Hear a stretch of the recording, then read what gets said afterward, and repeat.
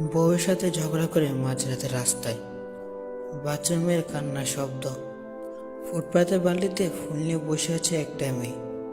কাছে গেলাম, বললাম কাঁদো কেন? মেয়েটি বলল ফুল বিক্রি হয়নি, খাইনি সারাদিন। মেয়েটিকে দেখে ভীষণ মায়া হলো। বললাম ফুলগুলো আমায় দাও, কত নেবে? মেয়েটি বলল 200 টাকা। ফুলগুলো কিনলাম। টাকা হাতে পেয়ে মেয়েটার মুখে বিষণ্ণতা কিছুটা কমলো। বললাম এত রাতে তো দোকানও খোলা নাই, আমার সাথে চলো, খেয়ে বাইরে যাও।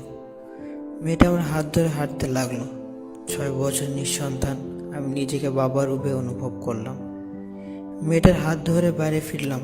কলিং বেল চাপতে স্ত্রী দরজা খুলল, চোখে জল। বললাম কাঁদছ? স্ত্রী জড়িয়ে ধরে বলল, একটু কথা কাটাকাটি হলে বাড়ি ছেড়ে চলে যেতে হয় বুঝি? আমার একা ভয় লাগে, বোঝো না?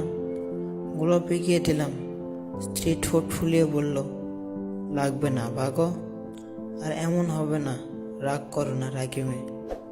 চোখের জল মুছো, অতিথি নিয়ে এসেছি। স্ত্রী ভ্রুকুচকে আমার পেছনে লুকিয়ে থাকা মেয়ে বাচ্চাটাকে দেখে বলল, এত রাত থেকে কোথায় পেলে?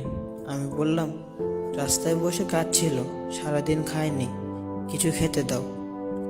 স্ত্রী ব্যস্ত হয়ে মেয়েটাকে নিয়ে রান্নাঘরে গেল। একটু পর ফিরে এসে বলল, দুধ আছে, তুমি রহমত কাকার দোকান থেকে কলা নিয়ে আসো, উনি তো দোকানে ঘুমায়, ডাকলে উঠবে। আমি রহমত কাকার ঘুম ভাঙিয়ে কলা কিনে বাসায় এসে রীতিমতো চমকে উঠি। ধুলে ভরা মেয়েটার শরীর ফুটফুটে হয়ে আছে, কপালে কাজলের ছোঁয়া, পরনে আমার নতুন একটা টি শার্ট, চুল আলোয় চিকচিক করছে। বললাম এত রাতে স্নান করালে নাকি? সে বলল শরীর ভর্তি ধুলো নিয়ে খেলে সে খাওয়া গায়ে লাগে নাকি। মেয়েটাকে বিছানায় বসে স্ত্রী পরম যত্নে দুধ ভাত কলা দিয়ে মেখে মেয়েটাকে খাইয়ে দিল। লক্ষ্য করলাম মমতায় ওর চোখ ছলছল করে উঠছে। খাওয়া শেষে স্ত্রী বলল, মেয়েটা কি মায়াবী তাই না? ওকে আমাদের সাথে রেখে দিই? কি বলো? চিনি না জানি না, রেখে দেব? ওর পরিবার কেউ নেই, ফুটপাতে ঘুমায়, প্লিজ রেখে দে না, আমার ওকে ভীষণ মনে ধরেছে। আমি বললাম বেশ, রেখে দাও। মেয়েটা এরপর থেকে আমাদের সাথেই থাকতে শুরু করলো। আমার স্ত্রী তার নিজের মা হয়ে উঠল। বাচ্চাটা ওকে মা বলে ডাকে। আমার মাঝে মধ্যে লজ্জায় কুকড়ে গিয়ে বাবা ডাকে। এভাবে কেটে গেল 17টি বছর। ওর বিয়ের আয়োজন চলছে। ছেলেপক্ষ দেখে গেছে।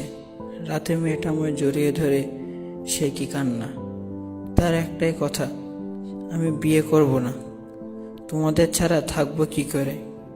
বিয়ে দিতে হলে তোমাকে আর মাকেও আমার সাথে যেতে হবে।